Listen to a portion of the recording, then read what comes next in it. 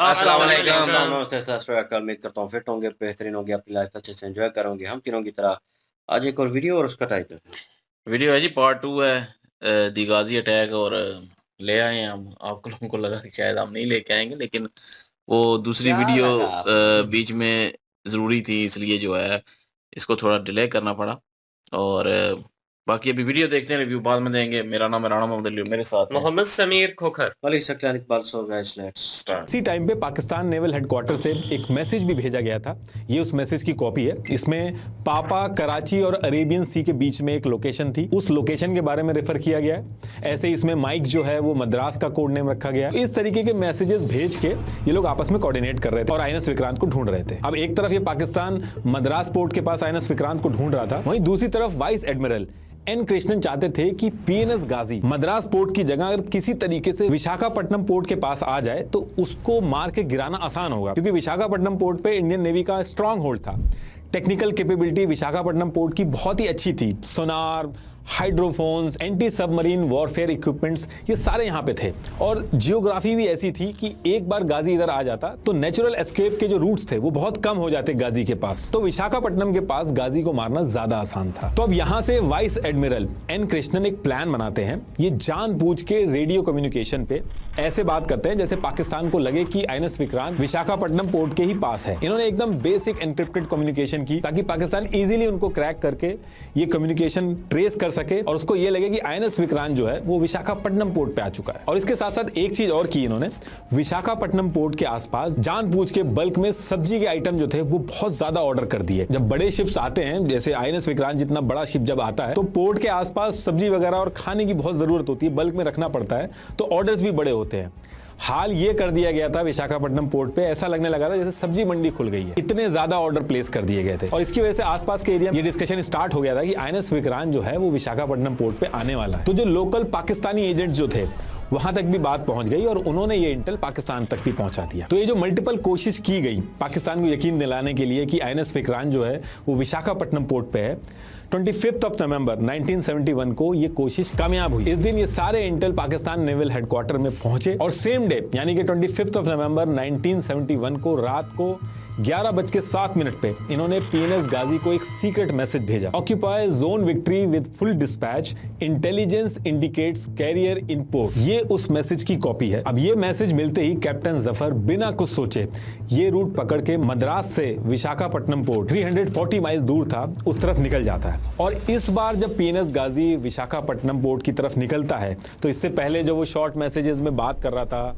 Discussion कर रहा था पाकिस्तान नेवल हेडक्वार्टर में, वो बिल्कुल बंद कर देता है। कंप्लीट रेडियो साइलेंस पे निकलता है, क्योंकि उसको पता था कि इंडिया का विशाखापट्टनम पोर्ट ज्यादा हाईटेक है, वहां पे पीएनएस गाजी के सिग्नल पकड़ना इंडियंस के लिए ज्यादा आसान होगा। तो 25 नवंबर 1971 को मद्रास से निकलते समय पीएनएस गाजी कंप्लीट रेडियो साइलेंस पे विशाखापट्टनम की तरफ निकल जाता है और 27 नवंबर 1971 की रात को 10 बजे विशाखापट्टनम पोर्ट पे पहुंच जाता है और आईएनएस विक्रांत को ढूंढना स्टार्ट कर देता है। लेकिन दिक्कत यहाँ पे इंडियन नेवी के लिए ये हो गई थी कि इंडियन नेवी को मद्रास पोर्ट के बाद से पीएनएस गाजी है कहां पे, क्योंकि वो कंप्लीट रेडियो साइलेंस पे था, उसके बारे में कुछ भी पता नहीं चल पा रहा था। अब जब एकदम से पीएनएस गाजी गायब हो जाता है, उसका कुछ भी नहीं पता चलता है, तो इंडिया के ईस्टर्न कमांड के हेड जनरल जेकब जो थे वो बहुत ज्यादा परेशान हो जाते हैं। मल्टीपल डिस्कशन वहां पे स्टार्ट हो जाते हैं। उनको डर था कि कहीं ऐसा तो नहीं कि इंडिया ने जो प्लान बनाया पाकिस्तान को पता चल गया है, कहीं वो पोर्ट एक्सरे के पास पहुंच के आईएनएस विक्रांत पे ना हमला कर दे। बहुत सारे डिस्कशन एक साथ स्टार्ट हो गए थे इंडियन नेवी के हेडक्वार्टर में।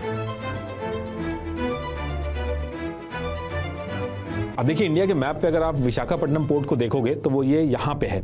इसको आप जूम करोगे तो विशाखापट्टनम पोर्ट जो है वो दो पार्ट में है। एक ये यहाँ पे इनर हार्बर है, यहाँ पे जो शिप्स वगैरह हैं वो खड़े होते हैं, रिपेयर और मेंटेनेंस का काम भी होता है।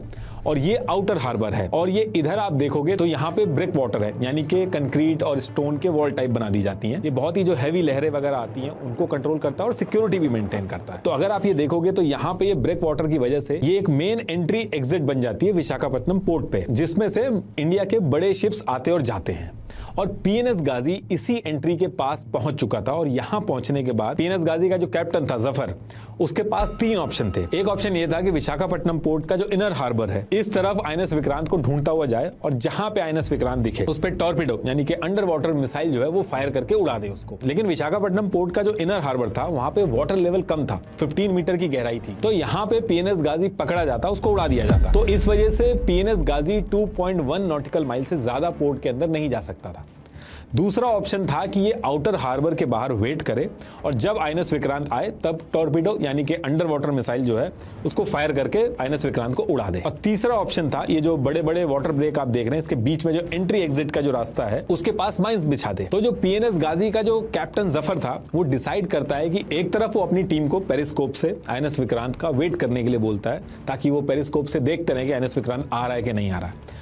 और जब तक आईएनएस विक्रांत नहीं मिलता है तब तक ये मेन जो एंट्री एग्जिट थी विशाखापट्टनम पोर्ट की यहाँ पे माइंस बिछाता है। अब देखिए माइंस बिछाने की भी एक उसमें ट्रिक थी। जब भी अब बड़ी शिप्स होती हैं जैसे आईएनएस विक्रांत है, जब भी ये मूव करते हैं तो उसके आगे कॉन्वॉय चलता है, तो अगर माइंस ऐसे ही डायरेक्ट लगा देंगे कॉन्वॉय का पहला शिप आके इस माइन से टकराएगा और वो उड़ जाएगा, लेकिन आईएनएस विक्रांत बच जाएगा। तो ये जो अंडर वाटर माइंस थी इनके अंदर भी नंबर सेट होते हैं। जैसे अगर 10 नंबर सेट कर दिया तो 10 बार शिप जाएगी उस पर तो कुछ नहीं होगा, और 11वीं शिप जब जाएगी तो उसमें धमाका होगा। तो कैप्टन जफर के पास जितनी भी डिटेल्स थी उसके हिसाब से वो 20 नंबर इन माइंस पे सेट करके माइंस लगाना स्टार्ट करता है।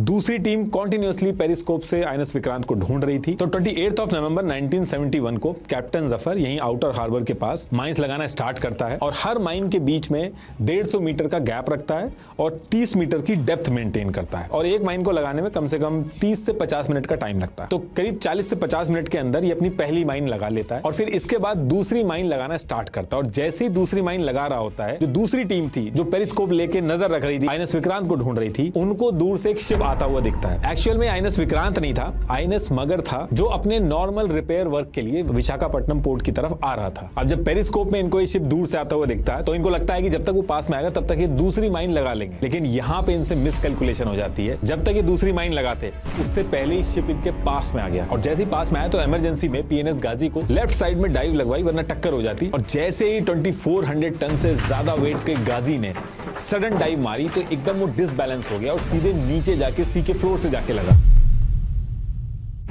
और लगने के बाद वहीं से फंस जाता है। बहुत ट्राई करता है निकलने की लेकिन वहां से निकल नहीं पाता और गाजी के एक साइड के कुछ मेटल के पार्ट टूट के पानी में चले जाते हैं। और क्योंकि इसका झटका इतना तेज था तो गाजी के अंदर जो टॉर्पीडो ट्यूब्स थी जहां से अंडर वाटर मिसाइल फायर होती है उन सब की पोजीशन हिल जाती है। तो पीएनएस गाजी फंसा तो पड़ा ही था, साथ में ये भी डर खड़ा हो गया था कि मिसाइल जो है वो कभी फायर हो सकती थी। और ये जो आप लोकेशन देख रहे हो ये यहाँ पे पीएनएस गाजी फंस चुका था। इस लोकेशन के एग्जैक्ट कोऑर्डिनेट्स थे 17 degree 40.8 minute north, 83 degree 21 minute east. दूसरी माइन तो लग नहीं पाई थी लेकिन जो एक माइन बिछाई थी इन्होंने वो ऐसी ही लगी रही। ईयर 1972 में जाके फटी थी लेकिन इस टाइम पे नहीं फटी। अब गाजी तो यहाँ फंसा पड़ा था।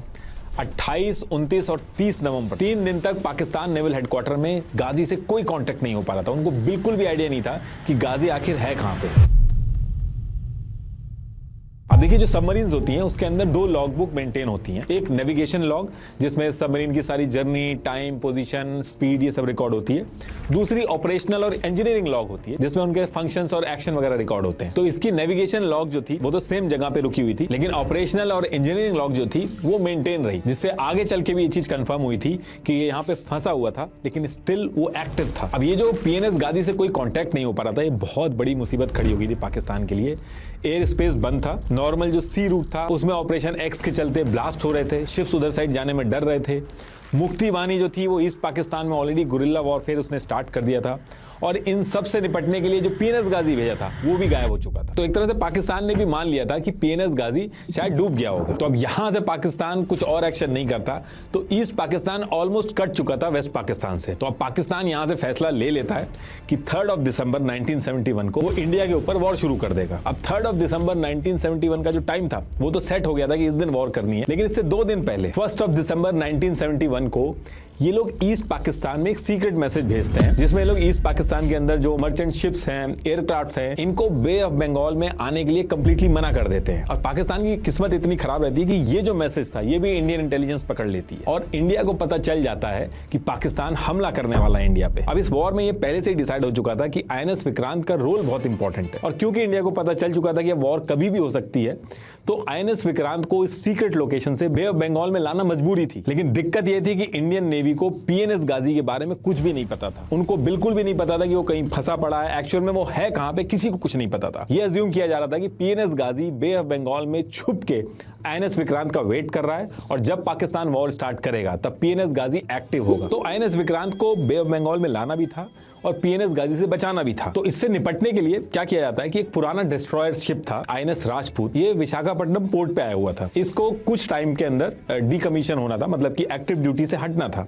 ये पुराना हो चुका था। ये जो नया वाला INS राजपूत है ये वो नहीं है, ये उससे अलग है। इसको 1949 में ब्रिटिशर्स से खरीदा था इंडिया ने। तो वाइस एडमिरल N कृष्णन ने प्लान बनाया कि ऐसे डायरेक्ट INS विक्रांत को बे ऑफ बंगाल में लाने की बजाय INS राजपूत को ही INS विक्रांत का डिकॉय बना के लाया जा सकता है। और इससे होगा ये कि PNS गाजी जो बे ऑफ बंगाल में घूम रहा है वो कंफ्यूज हो जाएगा। वो INS राजपूत को INS विक्रांत समझ लेगा और पाकिस्तान को जो हमला वगैरह करना होगा वो INS राजपूत पे करेगा। अब ये प्लान तो बहुत बढ़िया था लेकिन INS राजपूत की पूरी टीम के लिए एक जानलेवा मिशन था। इसमें होना यह था कि INS राजपूत अपने सिग्नल्स ऑन करके बे ऑफ बंगाल में जाएगा ताकि PNS गाजी उसको पकड़ सके। इस मिशन में INS राजपूत के वापस आने के चांसेस बहुत कम थे। तो अब ये सारा प्लान बना के INS राजपूत के कैप्टन इंद्र सिंह को बुला के सारी चीजें बताई जाती हैं कि ऐसे PNS गाजी पाकिस्तान से INS विक्रांत को मारने के लिए बे ऑफ बंगाल में आया हुआ है, खुला घूम रहा है। वो एग्जैक्टली है कहां पे पता नहीं चल पा रहा है, लेकिन अगर उसने INS विक्रांत को कोई नुकसान पहुंचा दिया तो ये इंडिया और पाकिस्तान की वॉर के अंदर हारने और जीतने तक पे इंपैक्ट डाल सकता है। और INS विक्रांत को वैसे भी कुछ हो गया तो पूरे इंडियन नेवी का मोरल डाउन हो जाए। तो INS राजपूत के कैप्टन इंद्र सिंह ने एक सेकंड के लिए भी नहीं सोचा और कहा कि मैं वापस आऊं या ना आऊं,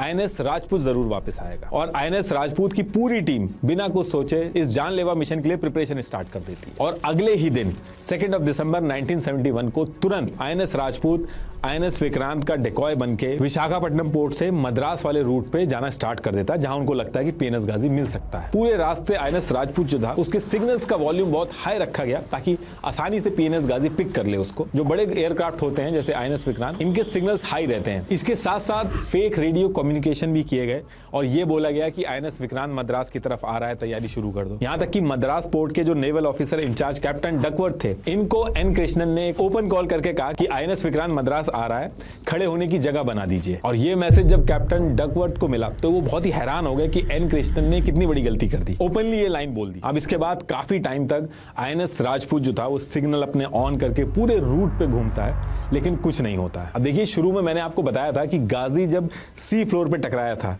तो कुछ मेटल के पार्ट टूट के गिर गए थे और वो पानी में फ्लोट होने लगे थे।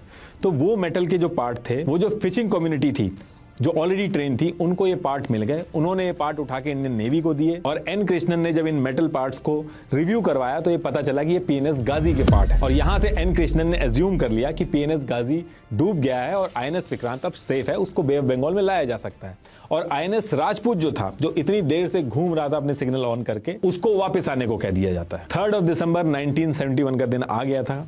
इस दिन INS Vikrant bay of Bengal में पहुंच चुका था और पाकिस्तान और इंडिया दोनों PNS गाजी को डूबा हुआ मान चुके थे। लेकिन PNS गाजी डूबा नहीं था, वो विशाखापट्टनम पोर्ट के पास फंसा हुआ था। PNS गाजी के जो कैप्टन थे, टीम थी, वो सब जिंदा थी। और फिर सेम डे 3 दिसंबर 1971 को पाकिस्तान वॉर शुरू कर देता है। इंडिया के 8 से ज्यादा एयरफील्ड, अमृतसर, अंबाला, आगरा, अवंतीपुर, पठानकोट, श्रीनगर, इन सब जगह बैक टू बैक हमला कर देता है। In a dramatic escalation of hostilities, Indian forces have launched coordinated strikes across East Pakistan today as refugees continue to pour into India that could reshape South Asia. और Indian navy क्या करती है, उसकी जो ईस्टर्न फ्लीट थी including INS Vikrant, इसको east Pakistan की तरफ लगा के पूरी तरीके से नेवल ब्लॉकेट कर देती है। अब एक तरफ वॉर चल रही है, दूसरी तरफ PNS गाजी नीचे फंसा हुआ है और तीसरी तरफ INS राजपूत विशाखापट्टनम वाले रूट से, जिस तरफ गाजी फंसा हुआ था, उस तरफ से वापस आने लगता है ताकि ईस्टर्न फ्लीट जो थी उसको जाके ज्वाइन कर सके। अब रात में 11:40 पे INS राजपूत जब वापस आ रहा था और विशाखापट्टनम पोर्ट के पास पहुंचता है जहां पे गाजी फंसा हुआ था, तो INS राजपूत के सोनार रूम के अंदर जो टीम थी, उन्होंने राइट साइड में सोनार वाइब्रेशन डिटेक्ट करी, मतलब कि साउंड वेव्स और प्रेशर डिस्टर्बेंस डिटेक्ट की। ये वाइब्रेशन एक्चुअल में गाजी की थी, जो बार बार ऊपर आने की कोशिश कर रहा था, उसकी थी। अब क्योंकि वॉर चल रही थी इंडिया पाकिस्तान के बीच में, तो आईएनएस राजपूत की टीम ने बिल्कुल भी रिस्क नहीं लिया। जिस लोकेशन से वाइब्रेशन आ रही थी उसके पास पहुंच के कैप्टन इंद्र सिंह ने 2 डेप्थ चार्ज फायर करवाए। बहुत ही हैवी होते हैं। जब ये 2 डेप्थ चार्ज फायर हुए तो बहुत जोर से धमाका हुआ और आसपास जो लोग थे उनके घरों में हल्का अर्थक्वेक भी आ गया। इस पूरे समुद्र वाले एरिया में हैवी वाइब्रेशन स्टार्ट हो गई और इसकी वजह से हुआ ये कि गाजी के अंदर जो टॉर्पीडो ट्यूब्स थी, जो ऑलरेडी अपनी लोकेशन से हट चुकी थी, हिल चुकी थी, वो अपने आप फायर हो जाती हैं। तो उसकी भी बहुत तेज आवाज आती है। अब वो कहां जाके लगी ये नहीं पता चल पाया, लेकिन बहुत हैवी आवाज के साथ वो फायर हो जाती है। और फिर थोड़े टाइम बाद आईएनएस राजपूत की टीम ने देखा तो जिस जगह से वाइब्रेशन आ रही थी वो बंद हो जाती है। और आईएनएस राजपूत के कैप्टन जो थे ये सारी डिटेल एनक्रिप्शन जो थे उनको भेज के आगे बढ़ जाते हैं। अब अगले दिन सुबह के टाइम में जो लोकल मछुआरे थे, सेम एरिया से उनको मेटल और लाइफ जैकेट मिलती है। उन लाइफ जैकेट्स पे USS डायब्लो लिखा था। ये नाम पहले गाजी का था जब यूएसए के पास था। अब ये चीज जब पता चलती है तो नेक्स्ट डे 4 दिसंबर 1971 की मॉर्निंग में 12:15 पे सेम लोकेशन जहां आईएनएस राजपूत ने 2 डेप्थ चार्ज किए थे, वहां पे आईएनएस अक्षय और कमांड क्लियरेंस डाइविंग टीम को भेजा। ये लोग क्या करते हैं, इनके पास पीएनएस गाजी की हर एंगल से फोटोग्राफ थी, उनको लेते हैं अपने साथ और सेम जगह पे नीचे जाते हैं और हर एंगल से जो नीचे सबमरीन थी उसको मैच करते हैं। और फिर इसके बाद 5 दिसंबर 1971 को 9:14 पे ये लोग कंफर्म करते हैं कि नीचे 17 degree 40.8 minute north, 83 degree 21 minute east में डूबी हुई जो सबमरीन है वो पीएनएस गाजी ही है। इसके बाद और भी मल्टीपल टीम गई गाजी का एनालिसिस करने। पीएनएस गाजी को जब खोला गया तो उसके अंदर डेड बॉडीज मिली, एक बुक भी मिली जिसका नाम था हाइड्रोग्राफिक करेक्शन बुक, उस पे पीएनएस गाजी लिखा हुआ था। गाजी की लॉग बुक मिली, घड़ी मिली जो 12:15 पे रुकी थी एग्जैक्टली तभी जब आईएनएस राजपूत ने फायर किया था। इसके साथ साथ जो कॉन्वर्सेशन हुई थी, जो सीक्रेट कोड ट्रांसफर हुए थे पीएनएस गाजी और पाकिस्तान नेवल हेडक्वार्टर में, वो सीक्रेट कोड भी मिले, आइडेंटिटी प्रूफ्स मिले, कुछ लॉग बुक्स मिली, मशीन इन्फो, ये सारी इंफॉर्मेशन कलेक्ट करके इंडियन नेवी हेडक्वार्टर में पहुंचा दी जाती है। डीप एनालिसिस होता है, हर एक चीज को मैच किया जाता है और फिर उसके बाद ये पूरी कहानी जो मैं आपको बता रहा हूँ निकल के आती है। ये गाजी की ओरिजिनल फोटोग्राफ है और जब एक एक चीज मैच होने के बाद ये पूरी डिटेल कंफर्म हो जाती है तो उसके बाद हमारे डिफेंस मिनिस्टर पार्लियामेंट में गाजी के साथ क्या हुआ ये सबको बताते हैं। पीएनएस गाजी के खत्म होने के बाद 1971 की जो वॉर थी उसमें आईएनएस विक्रांत ने बहुत बड़ा रोल प्ले किया, जिसकी वजह से 93,000 पाकिस्तानी सोल्जर्स को वॉर में सरेंडर करना पड़ा, जो सेकेंड वर्ल्ड वॉर के बाद सबसे बड़ा सरेंडर था। और जो पाकिस्तान के 2 टुकड़े हुए, जो ईस्ट पाकिस्तान था वो बांग्लादेश बना। लास्ट में एक बार फिर से आपको बता दूं कि उडू बिजनेस सूट जिसमें एचआर, अकाउंटिंग, सीआरएम, सेल्स ऐसे 45+ एप्स इंटीग्रेटेड है बड़े और छोटे हर बिजनेस के लिए, उसको जरूर ट्राई करें। Thank you.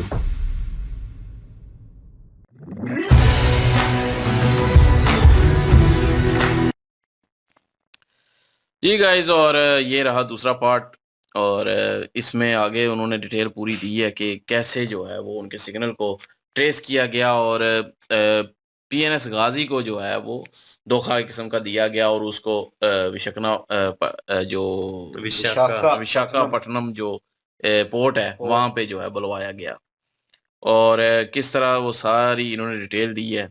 और वहां पे जब पहुंचा है तब उसको, हालांकि उधर आईएनएस विक्रांत तो है ही नहीं है ना, वो तो इंडिया ने अपने पोर्ट्स पे दूसरे जो है वो सिग्नल के थ्रू इस तरह का जो है सिग्नल भेजे कि उनको लगा शायद हो सकता है कि विशाखापट्टनम पोर्ट पे जो है आईएनएस विक्रांत खड़ा है और जासूस जो थे उनको भी कंफर्म करवाया गया कि यहीं पे है।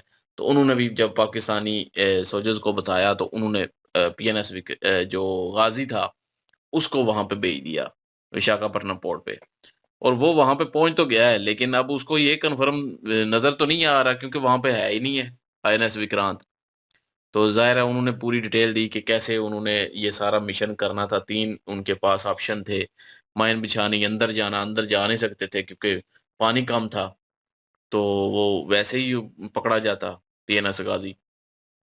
तो उन्होंने माइन बिछाई, माइन बिछा रहे थे, इतने में दूसरा एक आईएनएस राजपूत आया और उससे टकराने लगे थे तो वो मतलब साइड एकदम से हुआ तो जाके लग गया फिर पहाड़ियों में अंदर जो चट्टानें थी उधर।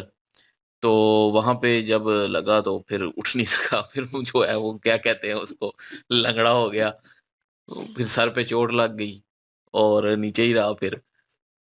जैसे यार ही जब मजाक कर रहे हो नहीं आप। मजाक नहीं, मैं नहीं सीरियसली नहीं कह रहा सही हूँ, है। जब पानी में कोई बंदा जब छलांग लगाता है तो अक्सर पता है नीचे जाता है, पानी कम हो या पत्थर हो नीचे तो सर जो है वो लगता है सीधा। तो जब सर लगता है फिर ऊपर नहीं आता कभी भी इंसान। तो या एक दफा ऊपर आएगा फिर जो है वो नीचे डूब जाता है। तो इसी तरह इसके साथ भी यही हुआ, जब ये लगा जाकर चट्टान के साथ पानी के अंदर, तो एक किस्म का इसका फंक्शन जो है वो खत्म हो गए। कोशिश इसने बड़ी की उस वक्त, एंड तक कोशिश की है पीएनएस गाजी ने, ये भी मानना पड़ेगा। और लेकिन नहीं ऊपर आ सका, और वैसे भी उसमें खराबियां थी पहले से ही। वो शुरू में ही हमने देखा था कि उसमें कोई ना कोई तकनीकी खराबियां थी, और आईएनएस विक्रांत में भी थी, ये भी इन्होंने बताया था। तो लेकिन वो ऊपर नहीं आ सका। अब वहां पे ज़ाहिर है ना सिग्नल भेज रहा था वापस पाकिस्तानियों, जो है वो इन्होंने भी बड़े दिमाग से जो है वो खेला कि वहां पे रेडियो सिग्नल ही बंद कर दिया, कम्युनिकेशन बंद कर दी। अब कंफ्यूज जो है वो इंडियन नेवी भी हुई, और पाकिस्तानी नेवी भी, उनका भी राब्ता नहीं हो रहा था। दोनों ने समझा शायद डूब गया है, तो लेकिन वो अभी तक जिंदा था। अब आईएनएस राजपूत जब वापस आ रहा था उसको सिग्नल मिला, और उसने जो है वो बम मारे, और उसकी वजह से जो पानी में हलचल हुई, उससे वो खुद के ही मिसाइल जो है वो चल पड़े। उन्हीं में प्रॉब्लम थी पहले। तो प्रॉब्लम थी, हिल भी गए थे ना वो, टकराने की वजह से हिल भी गए, तो वो तबाह हो गया वहीं वहीं पे। अब बाकी, क्योंकि पहले भी हमने कहा था कि बीच में इंडिया है और पाकिस्तान उधर है, बांग्लादेश जो है वो इधर है उस वक्त। ये मैं समझता हूँ कि 1947 से ही अलग अलग मुल्क होने चाहिए थे। फिर अगर अलग करने ही थे तो अलग अलग मुल्क होते, एक मुल्क नहीं, क्योंकि बीच में जो है वो कोई कनेक्शन इतना खास नहीं था। वो इंडिया के साथ था, इंडिया से अलग हो रहे हैं, तो इंडिया ही जो है वो बीच में एक किस्म का स्पेस, एयर स्पेस उन्हीं का यूज होना था, या पानी के थ्रू आना था, तो वहां पे भी इंडिया ही पड़ता। तो हाँ, ये सी अलग रूट अलग भी सारे। वैसे ही जो है वो मुल्क अलग होने चाहिए थे। पाकिस्तान अलग होना चाहिए था पहले से ही, शुरू से ही, और बांग्लादेश अलग होना चाहिए था। तो ये स्यापे ही ना पड़ते ये सारे। और उसके बाद राब्ता खत्म कर दिया आईएनएस विक्रांत ने, बे ऑफ बंगाल में जो है नाका लगा लिया एक किस्म का, ना कोई आ सकता था ना कोई जा सकता था। उससे पहले ही इतना कमजोर कर दिया था मुक्ति बानी ने भी, मार मार के शिप्स को। और वहां पे अब फौज जो है वो जितनी भी थी सरेंडर हुई, वो फंस गई। अब वहां पे ना कोई हथियार जा रहे थे, ना कोई खाना, ना कोई ऐसी चीज जा रही थी उनके लिए, तो सरेंडर ही करना बनता था उनका। लेकिन फिर भी जो है वो लड़ रहे थे। अगर तो उनको लड़ना चाहिए था, या लड़के मैं कहता हूँ कि पकड़े जाते तो एक अलग चीज थी, या मारे जाते अलग चीज थी। लेकिन उन्होंने जो है सरेंडर कर दिया, पंगे ही ना लेते पहले। अगर पता भी है कि बीच में इंडिया है तो हमारा कनेक्शन जो है वो नहीं हो पाएगा, हमारे पास वो कैपेबिलिटी नहीं है, तो पंगे ही ना लेते पहले से ही। तो जब पंगा लिया है तो फिर सही से पूरा लेते। लेकिन मैं यहाँ पे एक बात करूंगा कि पीएनएस गाजी इन्होंने भेजा के अटैक करने के लिए, और पीएनएस गाजी की मौत कैसे हुई, ये हमने यहाँ पे देखा कि वो खुद मतलब किस्म का अपनी मौत मार गया। तो ऊपर वाला भी उसका ही साथ देता है जो ठीक हो, जो हक पे हो। तो मतलब कि पाकिस्तान उस वक्त हक पे नहीं था, पाकिस्तान कहीं ना कहीं गलत था।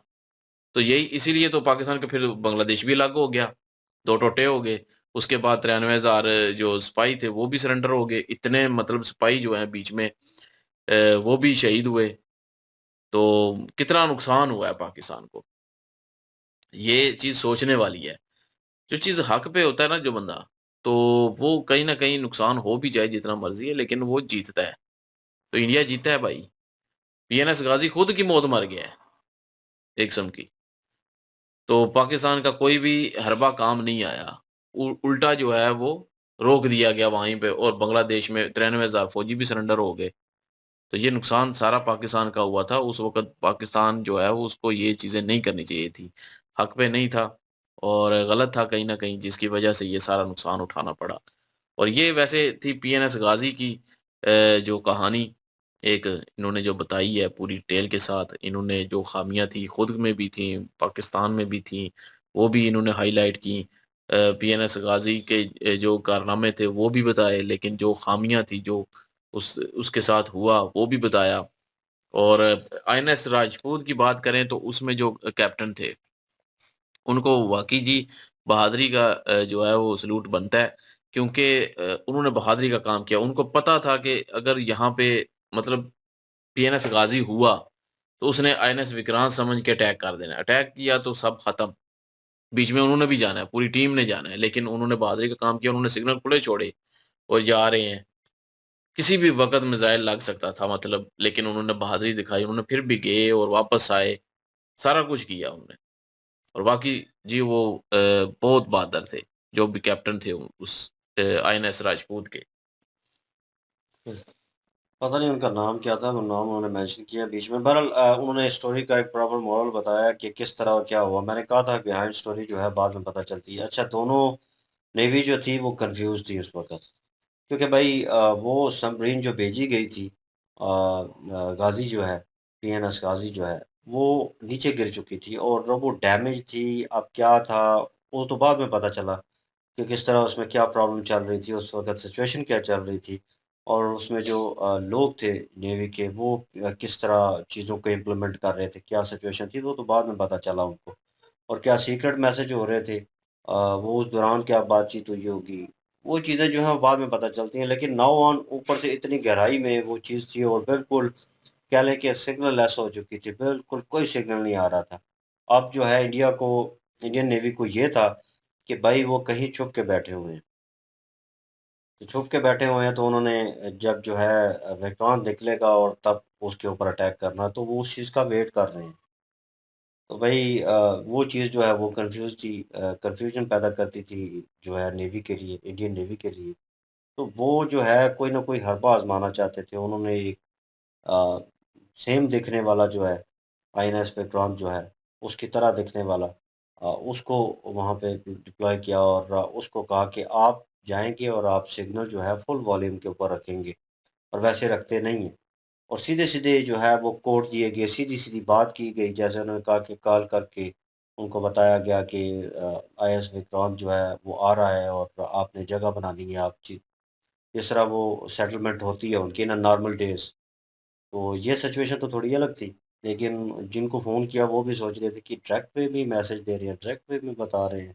पहले तो कोड में बताते थे, अब ये सिग्नल था एक किस्म का कि पाकिस्तानी आर्मी को कि वो फलाँ जगह पे और फलाँ जगह पे जा रहा है, वहाँ पे खड़ा होना है। मतलब वो ये अपना अटैक शुरू करे और हमें लोकेशन पता चले कि जो है पीएनएस गाज़ी कहाँ पे है, क्योंकि वो लोकेशन शो नहीं कर रहा। अब दोनों को नहीं पता था। ये वो वाला हिसाब हो गया कि वो अमिताभ की मूवी है डॉन में उसमें गन रख देते हैं लड़की के सर पे और कहते हैं एक बार पुलिस है तो उसका मुँह भी बंद कर देते हैं। कहते हैं तुम्हें पता है इसमें गोली नहीं है और मुझे पता है इसमें गोली नहीं है। लेकिन जो बाहर खड़े हैं उन्हें पता नहीं है, ठीक है, कि इसमें गोली है या नहीं। तो कन्फ्यूज़ करने के लिए ये दोनों आर्मी के लिए था उस वक़्त कि मतलब इंडिया जो है वो उस तरह इम्प्लीमेंट नहीं कर रहा था अपने प्लान को और आईएनएस विक्रांत को बाहर निकाल नहीं सकता था। डाउट था उन्हें डाउट क्लियर करना था। लेकिन ये है कि जो दूसरी शिप भेजी गई उसी उसी की तरह दिखने वाली उसने उस सिग्नल्स को, वाइब्रेशन को, वो जो डेप्थ में वो चीज़ें चल रही थी, वाइब्रेट हो रही थी, वो सिग्नल उन्होंने पकड़ लिए वो। क्योंकि उस वक़्त पीएनएस गाज़ी जो है वो निकलने की कोशिश कर रहा था। सबमरीन जो है वो उसमें ऑलरेडी बड़ा प्रेशर होता है, क्योंकि पानी के नीचे होती है, उसने प्रेशर बर्दाश्त करना होता है, उस प्रेशर में वो खुद भी फट सकती है। लेकिन वो जिस तरह फँसी हुई थी और कोशिश कर रही थी बार-बार ज़ोर वो वाइब्रेशन इंजन की और वो उसकी वो जो है आवाज़ें नोटिस की गईं और उस वक़्त उन्हें लगा कि कुछ न कुछ है। तो डाउट तो था ऑलरेडी, पता तो था कि वो सबमरीन जो है वो आई हुई है और उन्हें डाउट था, उस डाउट के ऊपर उन्होंने फायर कर दिया और वो जो मिसाइल जो है फायर किए गए हैं वो बहुत हैवी थे।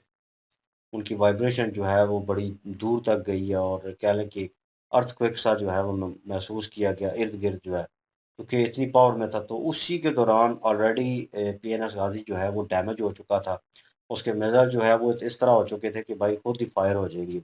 उस पोज़ीशन पे आ चुके थे। तो जब वो इतनी वाइब्रेशन पैदा हुई और मिज़ाइल फायर किए गए वो फटे जाकर, तो वो ऑलरेडी खुद ही जो है वो डिस्ट्रॉय हो गई। और मेटल पीस पहले भी उनको मछुआरों को मिले, बाद में तो प्रॉपर जो है क्योंकि वो बिल्कुल डिस्ट्रॉय हो चुकी थी और वो कह लें कि लाइफ सेफ्टी गार्ड वगैरह ये चीज़ें जो हैं वो ऊपर आ चुकी थी, क्योंकि लोग उसमें मर गए होंगे, कन्फर्म बात है। हुँ। तो बहरहाल वो जो सीक्रेट मैसेज वगैरह ये जो चीज़ें जो हैं बीच में मिली, वो कन्फर्मेशन उनको हो गई कि ये वही थी। क्योंकि अगर वो कन्फर्मेशन ना होती तो इंडिया को अभी भी डाउट रहना था हुँ। कि वो जो है पीएनएस गाज़ी आई और कहाँ गई? वो वापस चली गई। वो कहाँ पे खड़ी रही, हमें सिग्नल नहीं मिले और ये और वो। लेकिन पाकिस्तानी आर्मी ने भी जब नज़दीक गए, उनको लास्ट सिग्नल मिला तो उन्होंने भी रेडियो बिल्कुल ऑफ कर दिया, क्योंकि वो स्पॉट के करीब थे और उन्हें लगा कि इतने नज़दीक से तो हम पकड़े जाएंगे, हमारे सिग्नल जो है क्लियर कट हम लोकेशन दे देंगे। उन्होंने बिल्कुल लोकेशन ऑफ कर दी और लोकेशन ऑफ हुई बिल्कुल, तो उधर से भी राब्ता कट गया, इधर भी कोई सिग्नल नहीं मिल रहा था क्योंकि वो राब्ता नहीं कर रहे थे। ये चीज़ें कन्फ्यूजन थी और सही टाइम पे मैं कहूँ कि उस वक़्त कितना प्रेशर होगा उनके ऊपर, इंडियन आर्मी के ऊपर भी और पाकिस्तानी आर्मी के ऊपर भी, और ये सिचुएशन कि सही जगह पे सही फ़ैसला लेना। और मैं दाद देता हूँ उनकी कि वो जो नेवी के कैप्टन थे, वो जिन्होंने कहा कि ठीक है, मैं अपनी टीम को लेके उतरता हूँ और मैं ये मिशन करूँगा। हालाँकि उनको पता था कि इसमें कह लें कि 99.9% जो है वो कन्फर्म बात है कि उन्होंने अटैक करना और हमारी मृत्यु जो है वो होगी। उन्होंने पता था इस चीज़ का, लेकिन फिर भी उन्होंने कहा कि मैं सही सलामत लेके जाऊँगा और सही सलामत वापस लेके आऊँगा, किसी को कुछ नहीं होगा। तो ये एक जज़्बाती बोल लगते हैं, लेकिन एट दैट टाइम जो है बहुत बड़ा फ़ैसला है कि उस चीज़ का बर्डन अपने ऊपर लेना, ठीक है ना? आप अपने ऊपर अपनी ज़िंदगी के साथ तो वो ले सकते हैं, लेकिन आपकी टीम जो है, आपको ज़्यादा अज़ीज़ होती है। टीम और ज़्यादा चीज़ होती है, फिर बिल्कुल, कंट्री को खतरा होता है डिस्ट्रॉय होने के बाद, क्योंकि कंट्री के बिल्कुल, ऊपर जो एक्शन लिया जाएगा, उसका भी तो हमें भोगना पड़ता है ना। बिल्कुल वो सिचुएशन थी उनके लिए और उन्होंने उसमें पास ऑन किया और जिस तरह की सिचुएशन हुई, वो 93 सोल्जर जो है उनको क्या लें कि अब मैं उसके ऊपर क्या कहूँ, इन अ सीरियस नोट वो फँस गए थे, वो सिचुएशन थी वैसी। और और वैसे पीएनएस यहाँ पे गाजी की देखा जाए तरह। तो इंडिया जो है वो इंडिया को बेनिफिट यही था ना हुँ, कि वो इस चीज को कंट्रोल उन्होंने दोनों का ब्लॉक कर राब्ता दिया, खत्म कर सकते थे, समझे कि ब्लॉक समुंदर कर से दिया भी जी। और एयर स्पेस से भी ब्लॉक कर दिया। तो जब है ही नहीं है, कनेक्शन ही नहीं है, कनेक्टिविटी नहीं है, तो सप्लाई नहीं पहुँची ना। देखिए बस यहाँ फिर पे लोग वो बात करते हैं ना, हम भी बहुत बहुत दफ़ा इस चीज़ का ज़िक्र हुआ था, हमने कहा कि लड़ जाते, वो लड़ने आए थे ना, वो लड़ाई करने आए थे तो फिर लड़ते, भले 4 थे, भले 10 थे, 100 से जितने भी थे वो लड़ते और हाँ लड़ के आखिरी मरते। गोली तक लड़ते। फिर वो उनको पकड़ा जाता, मारा जाता, ज़ख्मी हालत में होते, फिर उनको शो ऑफ किया जाता, ठीक है? वो या तो एक अलग ऐसा, चीज है ना। वो एक अलग चीज़ थी और वो कह लें कि हाँ, दुश्मन आया था, अगले बंदे को भी पता चले कि यार वो आया था और लड़ा है और मरा है, या उसने उसको पकड़ा गया है और उस हालत में होता। सेम लाइक वीडियो बनी हुई है और वो वीडियो क्लिप इतनी है कि हम खुद सरेंडर कर रहे हैं वो चीज़ें जो है। वो गन्स अपनी रख रहे हैं, अपनी पेटी उतार रहे हैं, तो ये चीज़ जो है ये शेमलेस एक्ट है, यकीन मानें। वो चीज़ हुई है और वो सारी दुनिया को पता है। बाद में कहें कि मुआहदा हो गया, जो कुछ भी हो गया। लेकिन सिचुएशन जो बनी उस वक़्त जो हुआ, वो इन्होंने नितेश नितेश ही नाम है, नितेश राजपूत। किसका? नितेश इनका जो वीडियो बना रहे हैं। हाँ, तो इन्होंने अच्छी डिटेल जो है कैप्चर की, इनके जो नीतीश। बताने नितिश तो क्योंकि जितनी इन्फॉर्मेशन जो है इन्होंने कलेक्ट की और जिस वे से इन्होंने बताया, मैं कहूँ कि एक आम बंदे तक भी अगर इन्फॉर्मेशन इस तरह पहुँचाई जाए तो वो इन अ गुड वे उस चीज़ को ऑब्ज़र्व करेगा, उसे समझ भी बेहतर आएगी। हुँ।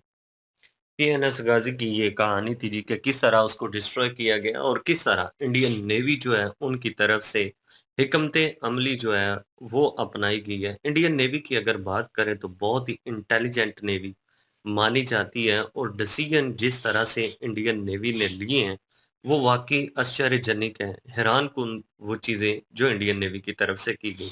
जब उन्हें लगा कि पीएनएस गाजी जो है वो विशाखापट्टनम की तरफ आ रहा है और विशाखापट्टनम की तरफ आने से पहले पाकिस्तान नेवी जो थी उसकी ये हिकमती अमली थी कि अगर विशाखापट्टनम पर जो आईएनएस राजपूत है वो या आईएनएस विक्रांत, क्योंकि आईएनएस विक्रांत जो है ना वो टारगेट था पीएनएस गाजी का।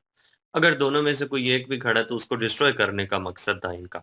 लेकिन इन्होंने क्या किया, इन्होंने सिग्नल जो है वो अपने ड्रॉप कर दिए जो रेडियो के माध्यम से वो पाकिस्तान हेडक्वार्टर में अपने मैसेज कन्वे कर रहे थे। तो इससे काफ़ी ज़्यादा दिक्कत हुई इंडियन नेवी को।